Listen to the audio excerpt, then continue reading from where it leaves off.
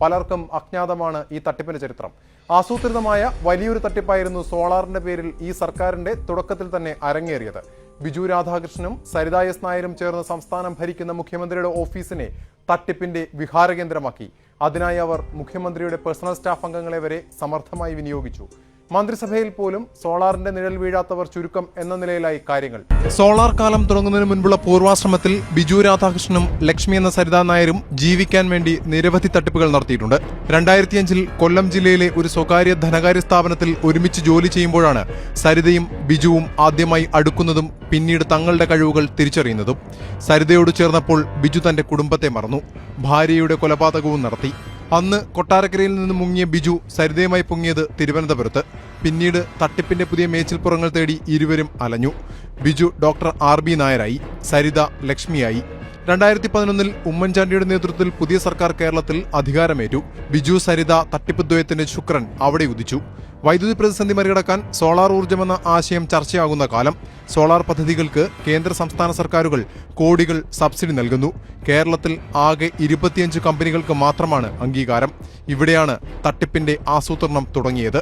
Team solar എന്ന പേരിൽ ഒരു കമ്പനി ബിജുവും സരിതയും ചേർന്ന് തുടങ്ങുന്നു. ഒറ്റനോട്ടത്തിൽ അന്തർദേശീയ കമ്പനിയുമായി സാമ്യം. പക്ഷേ ഒരു സർക്കാരുകളുടെയും അംഗീകാരമില്ല. അതൊന്നും സരിതയുടെ സൗന്ദര്യത്തിനും ബിജുവിന്റെ ബുദ്ധിക്കും മുന്നിൽ ഒരു തടസ്സവുമായില്ല. ഭരണസ്ഥിരാ കേന്ദ്രത്തിന്റെ വാതിലുകൾ ഇവർക്ക് മുന്നിൽ മലർക്കെ തുറന്നു. 2011 ജൂണിൽ മുഖ്യമന്ത്രിയുടെ ഓഫീസിൽ സോളാർ ചർച്ചകൾക്കായി സരിത എത്തുന്നു. ആ ബന്ധം വളർന്ന് വലുതായി. പേഴ്സണൽ സ്റ്റാഫ് അംഗങ്ങളിൽ ചിലരുമായുള്ള സരിതയുടെ സൗഹൃദത്തിന് പലപ്പോഴും ആകാശമായിരുന്നു അതിര്.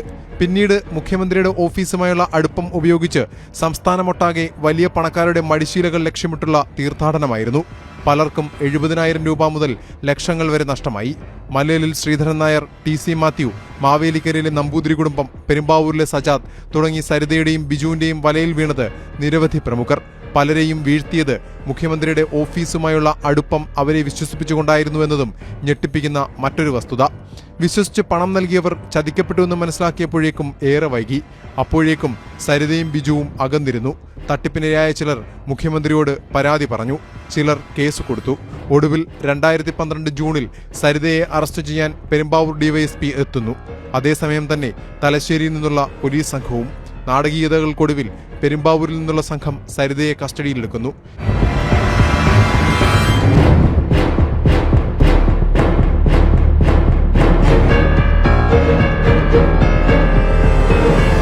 കസ്റ്റഡിയിലാകുന്നതിന് തലേ ദിവസവും സരിത മുഖ്യമന്ത്രിയുടെ വസതിയിലേക്ക് ഫോൺ ചെയ്തിരുന്നു.